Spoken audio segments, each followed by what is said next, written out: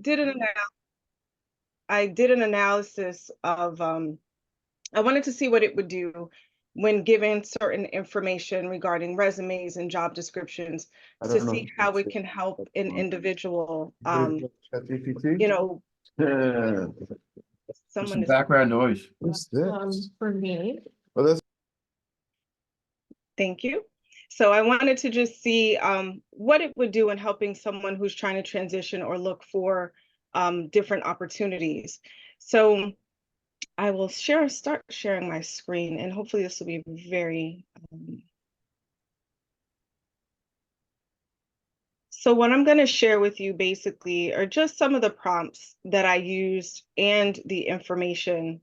I think that's the wrong screen, and what ChatGPT gave me back as a result. So can you see this screen? It should be a PowerPoint presentation. Is that okay? Can you see that? Yes. Yes. Looks good. So what I did was I took my resume and I fed it to GPT, and I asked it to identify for me transferable skills it could identify. And of course, asked it if it could understand the task. And I did it specifically for a job for a clerical or administrative assistant. And when I gave it my resume is not one that is clerical, but actually one that is of product management. What it did was it listed out the transferable skills for me to show me what things that I have that I could then use to fulfill a role as a clerical or an administrative assistant. And when I did this, I found that this was quite helpful because as we go through the job search, sometimes we forget or we don't really recognize what skills we have outside of what we're currently doing. Maybe if I make this a slideshow. Can you guys see that? Because it is kind of tiny. So I was trying to The make font's a little small. Okay. Let's see if I can make it a slideshow. Is that better? Yep. And Gervonna, can you share this as a PDF after? Absolutely. Thank you. And so what it did was it did a really good job at looking at my resume, looking at my skills, and helping me to determine what it is that I have that I could be able to then transition into a new role. So that was pretty straightforward, pretty basic. Just ask it to analyze those transferable skills. Then what I did was I took the job description and my resume and I asked ChatGPT to say, based on the skills that you identified, create a targeted resume for that.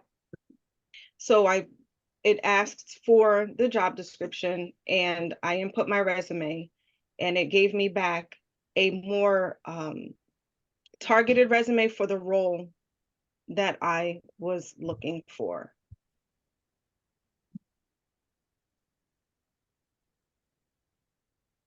And I did this in ChatGPT of 3.5 as well as 4. And what I found is that in doing this, they're very different in how they approach the task. So I found that ChatGPT 3.5 was very straightforward, gave you pretty much what you asked for without any bells and whistles, and didn't embellish too much. I did find that when I asked version 4 to do certain tasks, it would embellish and meld my resume with the job description and kind of create a persona that wasn't accurate. So I'm trying to see if I have that example here. So what it would do is it would take certain aspects from the job description, certain aspects from my resume, and try to make me a person that I am not in terms of my skills. It gave you a lot more bells and whistles. It tried to do a lot more than 3.5 did, and sometimes made it skewed your skill set. It made your skill set look a little bit more than it actually is. And I could understand it trying to do that because it's trying as best it can to match you to the job description. But in doing that, I think that it could be misleading. And it could, if you're not paying attention, if you remove the human element from this process, it can get you in a little bit of trouble. People are concerned that AI is going to remove the need for people, remove the need for the human element. And in doing this exercise, I realized that that's not the case, because not only do you need to provide the inputs that ChatGPT needs to analyze, you also need to analyze the outputs to make sure that they're accurate, make sure that the information that you're getting back is really suited for what you're trying to accomplish. And if you remove that, I think there's a large room for error, and a large room for you to get called out, so to speak, if you are presenting yourself without proofreading, without looking at what ChatGPT is giving you and just handing that off to a prospective employer. Oh, amazing. I am from 7 to 8. I am on a stay in the conference call. I was going to just have some peace here to eat. Maybe if you are not hungry, well, yeah, I'm hungry. I'll have some. I haven't. So again, Yeah, I hope. I used ChatGPT-4 to create a professional summary and resume based on a job that was looking for an AI prompt engineer. And in doing that, the way it wrote the professional summary is that it made it look as if I were already an AI prompt engineer for 20 years. So if you were to just take this and hand it to someone without actually looking at it, keeping the human element intact, this is something that could be very misleading, and I think get you in a little bit of trouble if you had to actually speak to these things. One thing I will say, that in putting your information into ChatGPT, one thing that I did to ensure that no personal information or anything of that nature got out into the universe, it was very helpful to make a master of my resume that then removed all personal information, the companies that I worked for, things of that nature. And then when creating the tailored resume for you, ChatGPT would essentially pull out the most relevant experience that you have in connection with the job description that you're feeding it. So it was very helpful in that regard, because you don't have to constantly recreate the wheel and do your resume and yourself taking those manual steps to parse it out and pare it down. So I look at this as a very, very good tool for helping in the job, while you're searching for jobs. And I am also in the near future going to be looking into other resume builders that I've learned about outside of ChatGPT that are very specific for creating resumes.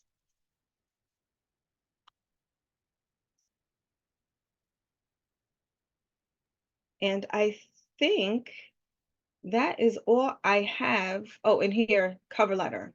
So again, I gave ChatGPT and asked it to create a cover letter based on a specific job and based on the skills in my resume. And here again, it took my experience, the roles that I've had, and melded it very nicely with what the job description was looking for. It was looking for someone who understood compliance, for someone who understood operational excellence and things of that nature. And it pulled those things from the information that I provided from my resume and highlighted the relevant skills and the relevant talents that it would need for me to look like the ideal candidate for the role. So that is my what I've done with ChatGPT in terms of job search. If anybody has any questions, I don't know if we're taking questions, Alan. I had a really similar experience, actually. So I get contacted by one of the many companies that does this whenever you list yourself as open to work on LinkedIn. You just get bombarded by people wanting to help you write your resume and all of that stuff. And so one of them that was willing to do it for free, I was like, yeah, sure, I'll see what she comes up with. And what she sent me back was clearly AI generated, or at least I really hope it was. But what it did was it because I was applying to a position that happened to deal with marketing, it rewrote my resume so that every one of my prior positions was a marketing role, and every one of my projects was directly applicable to marketing, which they weren't. And so, my feedback was, if I presented this as my resume and went in for an interview, and someone asked, put their finger down on any part of this resume and asked me about it, I would not be able to justify that honestly in an interview. So yeah, no, I think that's a real problem, and it all has to do with what you're optimizing against. If you're telling a ChatGPT, hey, write me a resume to get me this job, it's going to write you a resume to get you that job, but it's not going to take into consideration the side constraints of, oh yeah, you have to make sure everything's true. So, and yeah. and Yes. I think that's where doing that initial analysis of the transferable skills and incorporating that in the task helps it. I think that helps it, because then it'll look at what skills you actually have that they actually identify, and they'll actually compare that against the job description rather than just taking everything from your resume and saying, oh yeah, you're a marketing person, when really, you're a aerodynamics engineer. Sure. So, yeah, thanks for that feedback, Paul. Appreciate it, and Gervonna for presenting. We have to keep moving or we'll run behind here, but we'll have question and answer later. But this practical feedback is exactly what this group is about. And if you want a real long discussion at some point, you could speak to Brandon. We can do another session talking about temperature, where on the low end, LLM acts as a memory, but on the high end, it's imaginative. So Paul, I think you could, run a foreign country somewhere, given what ChatGPT will put back. And you have to say, no, maybe that's not actually my highest and best use or what I want to do. So with no further ado, and probably a little more insight on the other side of this fire hose is going to be Andrew, because he receives all this stuff. So Andrew, let me turn it over to you, and thanks, Gervonna. Awesome. Appreciate it. I will see if I can share here and pull up. Sure which screen I'm sharing. Hold on a second.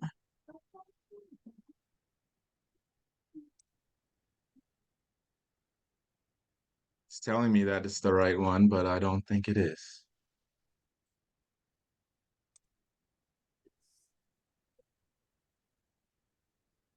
All right. Are we seeing Zoom or are we seeing AI Talentflow? AI Talentflow. All right. Awesome. Well, appreciate everybody joining today, and I appreciate Gervonna and Paul kind of setting me up here for my part of the conversation and what we just talked about, because that's a lot of what we're experiencing in the space. So I'm Andre Chapman. I am the founder of AI Talentflow, recently formed organization that is very focused on staffing solutions and helping people navigate their job search, which seems to be more challenging these days than ever, in terms of identifying what's best for yourself. But one thing that Gervonna said there that I think is interesting, because big part of how I articulate it, a lot of people feel like AI is going to take their job. And, clearly we've got a long way to go. But what's happening in the market right now is AI is much more likely to prevent you from getting a job than it is to, take your job at this point. So, we're seeing a world where there's rapidly emerging tools on a regular basis. Capabilities are expanding, dramatically right now. Which I'll plug Alan for this. We were talking the other day, and one thing came to mind is really this fire hose, and these two competing scenarios that are just blasting each other, with this being a GPT created picture, which took me a few prompts to get this thing right. But basically we have AI on the candidate side, being leveraged to create resumes.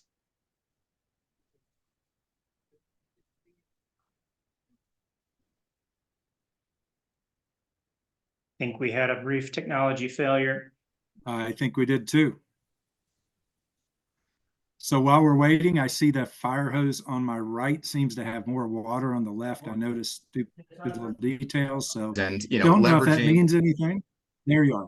We lost you for a bit, Andre. So I started talking so you would know. So you were talking about the fire hose and we lost you. So weird. Yeah. Can you hear me now? My internet is not Yes, trying to you're good. cooperate with me. That's better.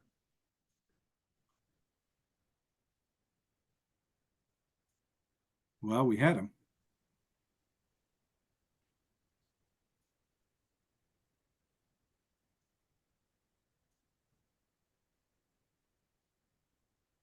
Give him just a minute. If not, we'll move to Bob and then come back.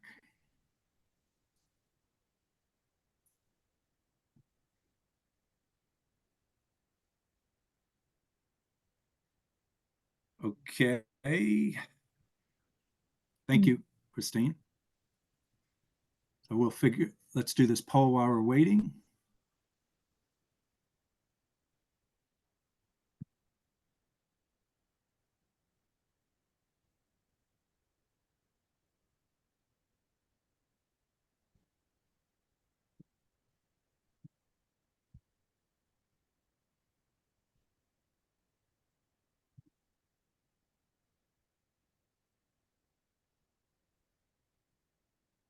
Christine, when folks finish the poll, can we see the results? We'll look at that. And then Bob, you're going to be on deck. Okay, sir. All right, I'm ready.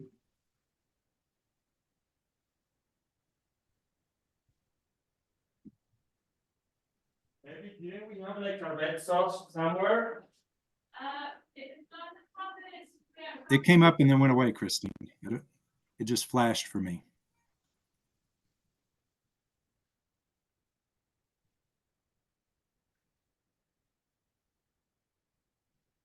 It's okay. Let's switch to let Bob share. And when Andre comes back, we'll tell him he can pick back up when Bob's done. All right, I guess I'm on. Thank you, Alan, for inviting me to this forum. And so I was the Thank you as always for supporting. second member of this meetup. Wow, we're growing old together. And your beard's growing longer. I finally get to meet your lovely wife. Someday. But nice to speak to everybody. As Alan mentioned, I believe, I head up a PR firm and we focus on tech startups. So it's extremely relevant. We pride ourselves in trying to be early adopters of technology ourselves in marketing and PR. So what I'll do is just talk about a couple of things and I'll try some real examples. But some wonder, can AI solutions like ChatGPT be a game changer for marketing? And I think the quick answers are it can help for sure. It's not a silver bullet. And there are some cautions also that you have to be careful of. So there's so much hype surrounding AI and especially ChatGPT in the short amount of time it's been around. And anybody who tells you, tries to sell you a bill of goods that AI is going to come along and you can fully automate marketing and it'll growth hack your way to success, I would not believe them. I would hold on to your wallet and turn around. At least as the state of the technologies today, probably for some time to come, You still need real people to do marketing, whether you are hiring people who are very savvy or you have some marketing people on staff and can hire an agency, even with AI. Now, AI can help in many ways. And like I said, I work with our teams here at Fusion PR, client side, marketing folks, and others in the industry. We talk a lot about use cases, and we're all trying to see what it's capable of. So far, I don't think our jobs are in great jeopardy, thank God. And we aim to stay ahead of the curve and use the technology to help us do our jobs better. So areas that could benefit for sure are reducing time it takes to do certain tasks, giving you the information you need to work smarter. It can help you come up with great ideas. It can even hand you strategies, entire strategies, PR strategies, marketing strategies that you can use to go out there and try to be successful. Now, what does that mean specifically as far as applications and actual real world use cases? You want to write a press release, give it to ChatGPT. It's not going to be perfect the first time around, but it might be passable. And some people generally point out that PR writing is not the highest level or highest quality writing. Of course, you want to be better than average and you want your news to rise above the noise. So I would not leave it at what ChatGPT generates. But you have to perfect it and make sure it's in line with the messages you want to get out there. Blogging, social media updates, as Alan alluded to, creating text, or other images, video. It can actually assist with your outreach. I mean, there are certain types of AI and ChatGPT like LLMs, Gen AI, that are getting baked into the latest PR tech. So some of this technology is free. When you get into PR tech tools, you typically have to pay.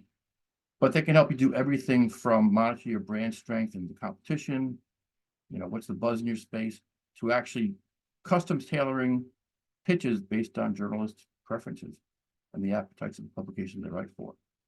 You know, looking beyond just public relations, it can help you with a wide range of marketing tasks, whether it's designing landing pages, decks, even social media ads. Now, what are some of the pitfalls? And this has been pointed out, I think, already here, but you know, you have to be careful of the content it generates. When it comes to marketing and PR, your content really has to, you can't settle for mediocre because nobody's going to care. So you have to come up with something that is interesting, easy to understand, and often on the first pass, at least, what ChatGPT hands back is not that kind of great content. Erroneous information, I think, as Alan pointed out, I mean, and we all know there's hallucination sometimes, and you can't completely trust what it spits back at you. I mean, it's generally not going to say, I don't know. I'm not 100% confident in this answer. Just give you an answer. Copyright concerns. Yes, there is a danger of plagiarism, just from taking, say you want to write an article for a publication, taking that article word for word and not trying to adapt it to your own language and, you know, try to take away that threat that someone's going to come after you and say, hey, you're using our ideas or using our actual copy in the content. We're seeing increasingly with publications and editors that they are screening AI pitches, and they don't want you to use AI and develop sending your pitches. And they apparently have tools or ways to identify that. And then, so I said at the beginning that generally you're saving time on a lot of these tasks, which is great because I mean, that's typically what you're paying for when you hire an agency is, you know, the hours that they're putting into it. But the time that you save, unfortunately, some of it, you know, is not going to help much because you have to go back and fix the content, whether it means fact checking, improving it, or scrubbing it, because typically you're not going to put sensitive or proprietary information in. So if you want to do a press release, you have to hide some of those details. Otherwise, there's a danger it could get out somewhere. Hopefully that all makes sense. But one final thought before I show some examples. It doesn't come up with brilliant insights on its own, as far as I understand. And I've actually had a dialogue with ChatGPT about this very topic. Can you come up with brilliant insights? And it tells me that, no, I'm typically just repeating back what's in the LLM. But working together, I think you can come up with new ideas, You just need to guide the process with prompts and with your dialogue. Hopefully that all makes sense. So if everybody's ready, I will share my screen and we will jump into an example or two.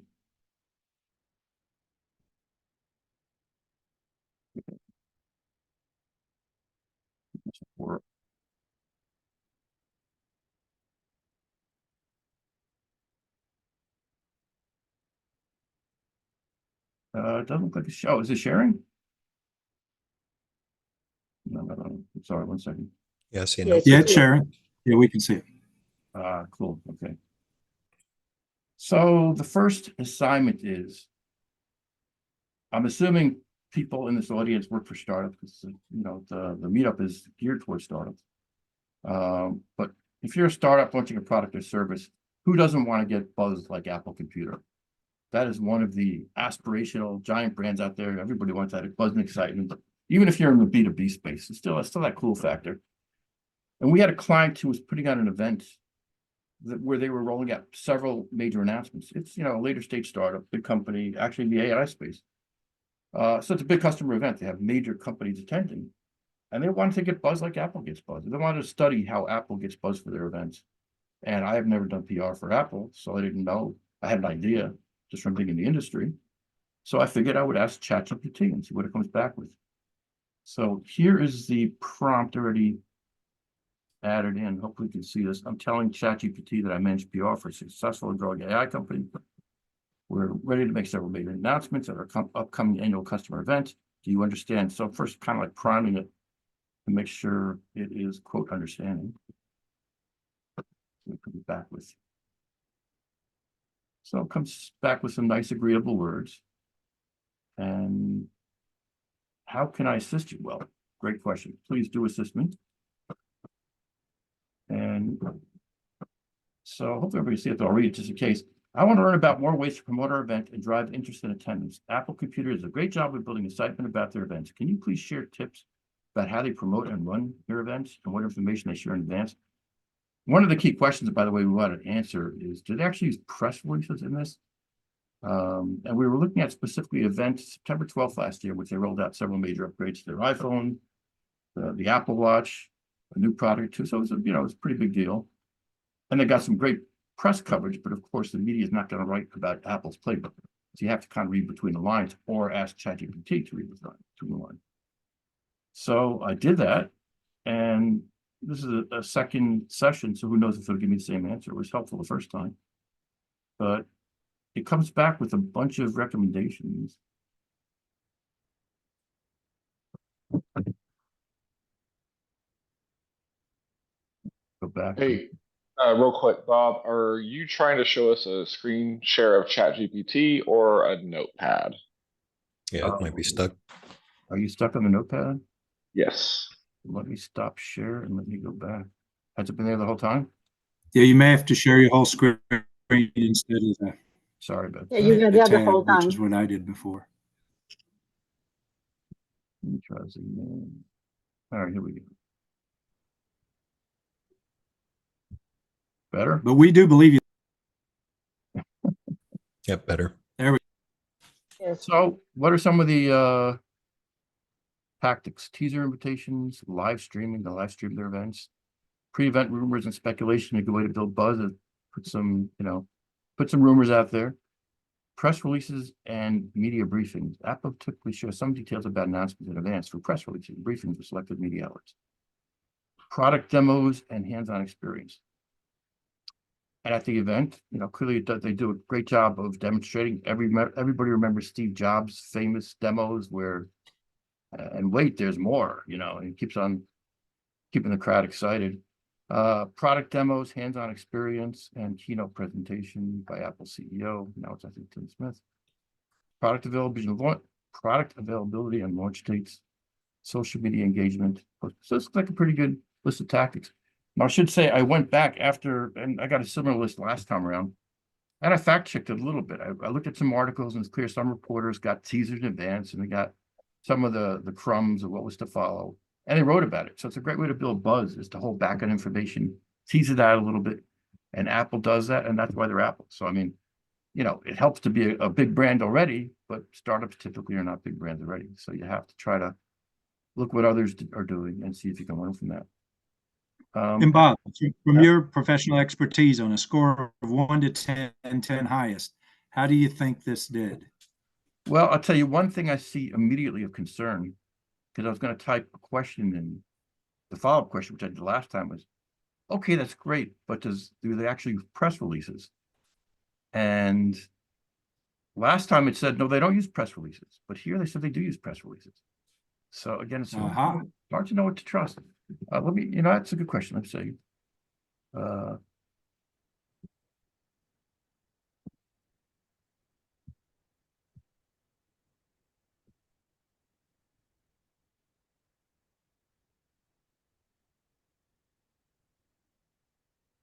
I'm saying, I thought they don't issue press releases in advance. I couldn't find one, by the way. I did look for a press release for that September 12th event. Nothing official, or even unofficial. Let's see what they come back with. It's always very agreeable. You're correct. My bad. Yes. So, I don't know. Again, can't trust everything that it throws back at you. Do I have time for another round, or should we move on to? And I more often, Bob, use 4. What's that? I think we're getting close. I was going to say I use 4. I see you're using 3, 5. I ask it, give me citations, give me sources. Again, those come back, and sometimes if you go to Google or your favorite search, you won't find them. So it makes stuff up for sure, as we know, hallucination. But from a standpoint of giving somebody that knows nowhere near what you do in marketing, this is enough to really get me in trouble. I would still want to say, hey, Bob, here's what I got. Here's what I'm trying to do. What do you think? Before I acted on something. The less you know about a topic, the more ChatGPT seems to, or any of them, we're picking on that one, but any of the LLMs seem like they're right, because you don't know enough to counteract, you know, a hallucination when you see it if you don't know about a topic. Correct. A little bit of information being dangerous, you know? Yes. Thanks you for that, Bob. Interestingly enough, we're Brandon, if you're ready, we're coming back to you. Andre, have we seen Andre join back up yet? Yeah, my tech Andre, issues are done. Yes, I had to reset though. It just straight up crashed. Okay. Okay. We're going to go to Andre first and then back to Brandon. All right, awesome. Well, appreciate you bearing with me. You know, of course, I start getting into things, and then you know, the tech wants to be the tech, but you know, from where I left off, you know, just kind of talking through how, you know, I'm looking at this from, you know, somebody that is on the recruiting side. So Alan, again, I appreciate, you know, your intro and, you know, your openness to me, to the enemy being in the room, you know, but at the same time, you know, from my perspective in having, you know, interacted, you know, with Alan forever, and you know, with you know, just thousands of candidates, you know, on a monthly, yearly basis, you know, a lot of good intel, you know, from all of these different conversations, how people use these tools, you know, regularly to enhance their search, to expedite, you know, their ability to apply to jobs. And, you know, that was basically the image, you know, that I was showing previously here. See if we can get that up, and hopefully I'm showing the right screen. And you see fire hoses, but you know, basically these are, you know, a paradigm shift is happening right now, you know, in the market, where people can do things better, faster, and, you know, at a greater scale than ever before. And you know, if anybody on this call is actively looking for a job, I think they, you know, probably have experienced what basically 99% of people that I talk to have, which is applications are basically a black hole. There is not a lot of activity coming from it, and you know, nobody really has a perspective why.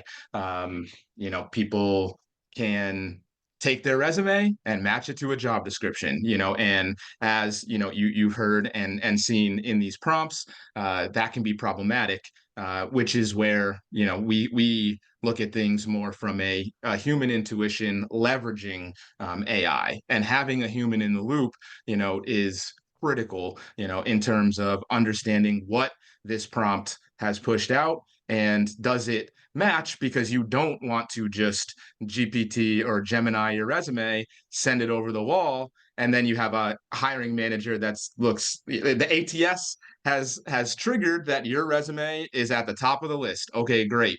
Somehow in that you get a call from a hiring manager, and then they're looking at your resume, and as Paul said, they're looking at you as a 20-year marketer, and you're like, wait, what? What do you mean? Like I do tech, or I build marketing platforms, but I'm not going to write your content. I don't do these things. But the prompt you put in, and the feedback that you gave it's spitting out what it wants, and it's going to basically do what it wants. And you have to look at either multi prompts, or really fine tuning what you package up, instead of just letting it project something out and then copy and paste that into a Word doc, and we're good to go. But what's happening in the market right now are people are doing this at scale. So what used to take 45 minutes, 50 minutes, all right, I'm going to sit down, I'm going to look at this job, and I'm going to make sure my resume is custom to this job. Okay, I do this, I do that, a little bit here, a little bit there, and make it similar. But what can happen now is you can do that for 50 jobs in 5 minutes. Great, awesome. I'm a candidate. I want to apply to 150 jobs because I know, that my chances are better when I apply to 150 jobs. Okay, I'm figuring out a way here, because everybody's savvy, with these tools, to ingest all of those job descriptions and match my resume individually to those jobs. All right, great. Now I just applied to 150 jobs, still not hearing back. Okay, maybe I can enlist a service. Lots of services out there that will take your resume and match it to a job and then apply to that job for you. Okay, as a recruiter on my side of the house, I post a job. All of a sudden, 24 hours later, I've got 1,000 people that applied to that job. Like, what just happened? Previously, maybe 50, maybe 80. Now it's 10, 20x, the applications that are coming in. And, the reality is that's because these tools, that are here, that allow people to do things faster, are causing this bottleneck in the system and in the process. Historically, the process is, I'm looking for a job, I'm going to apply to jobs, I'm going to get a recruiter that reaches out to me, I'm going to maybe talk to HR, then I'm going to talk to a hiring manager, they're going to set me up, and it's going to be this flow, of a, situation that then leads to me getting a job. What's happening right now is the opposite of that, because you can't be seen, because first checkpoint is the ATS. It's looking at your job. It's the application that you submit. It's looking at your resume. It's matching that to the job description, and then it's getting indicators of which buzzwords and words on your resume match that job description, and it's going to rank you in that. And if you don't rank high enough, you probably aren't getting seen. But all of a sudden, when there's 20, 30 people, that's fine. As a recruiter, I can go through 20, 30, 100 people, in a quick sitting. But going through 1,000 people, you got no chance. There's no way, that I'm digging in. And then likely I'm missing, gems in that search, people that are looking for opportunities. So, one of the big things that, we're pushing right now is how do you get around that? What do you do, to try to navigate? How do you use these tools to your advantage, in order to navigate this landscape? Because the reality is things are taking forever to happen right now. We had a tough market last year, lots of layoffs, lots of companies downsizing, companies from 2020, to 22 hired like crazy, COVID hiring, and, everybody needs engineers, everybody needs all these people. Last year hit a brick wall, and, sorry, we didn't need all the people, that we hired, and that flooded the job market with candidates who are looking for opportunities. So, a lot of people, looking for 5, 7, 9 months, which is really the reality, of the market right now in terms of how long it can take on average for somebody to navigate their journey from, leaving their, last employer to identifying their next. So, there's things along the way here that, we at AI Talentflow think are critical to this process that we're baking in and putting together in order to help people navigate this, because it is tricky, but also leveraging, these tools and technologies, these large language models, these hyper specific,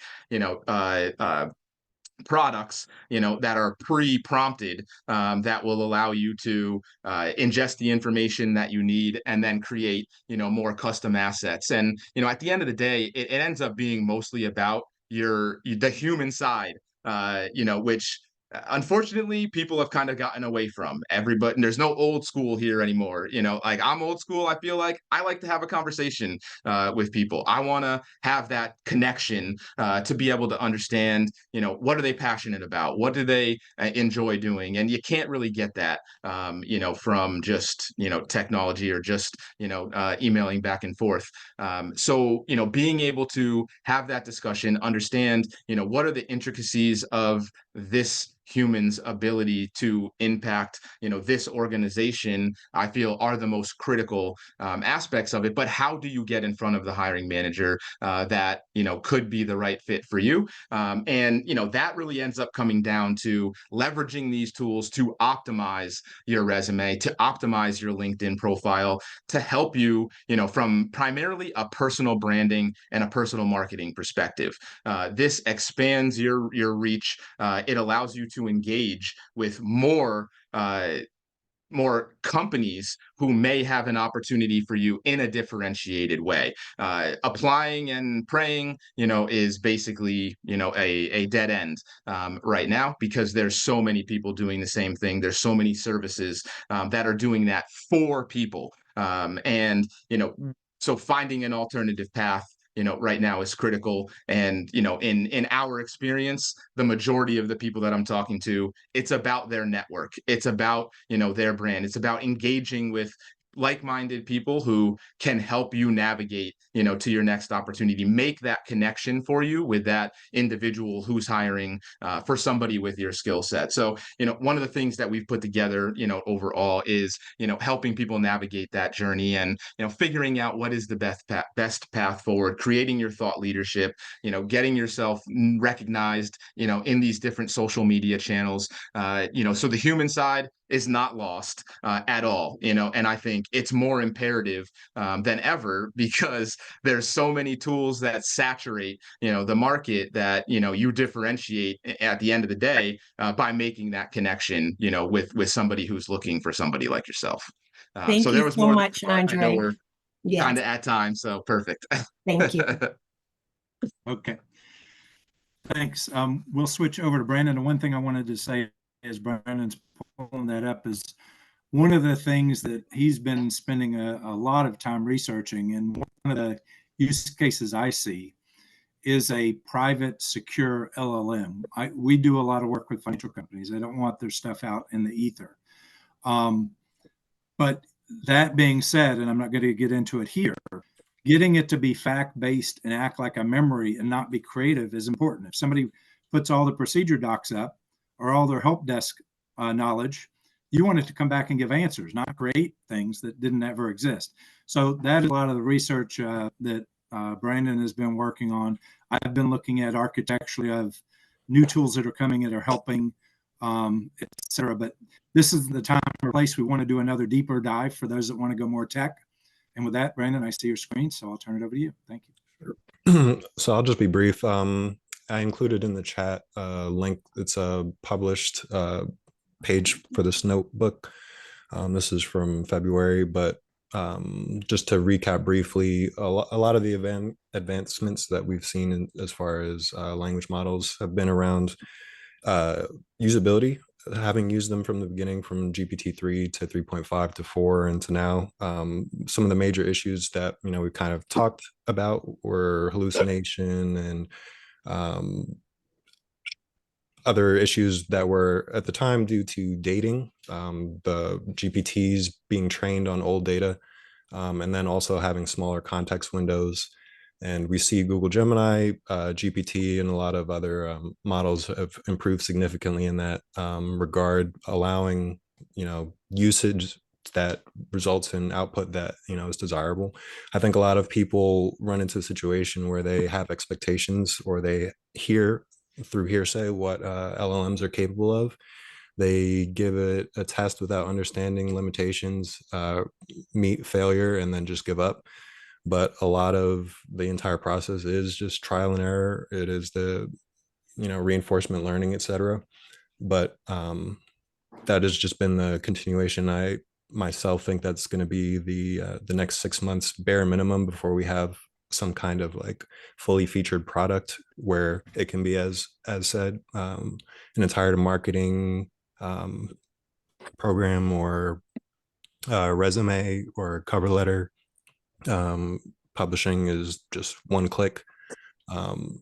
As far as image and video, this was in February. OpenAI is transitioning. It's kind of a hybridization of technologies. They're using transformers to generate image. Typically it's diffusion models, but we're kind of seeing the separation and then the recombination of different architectures for machine learning. GPT is teasing both 5, as I'll talk, and long-term memory, which just from a use case thing, it just becomes much more powerful. And speaking to a person, our memories aren't as powerful as computers or as perfect, but we're still able to hold context. If someone tells you something and it means something to you, you're able to remember it for some certain amount of time. People kind of have that expectation for GPT, but if the context is only 32,000 tokens, then expecting it to remember something that was stated 35,000 tokens ago is kind of a waste in energy.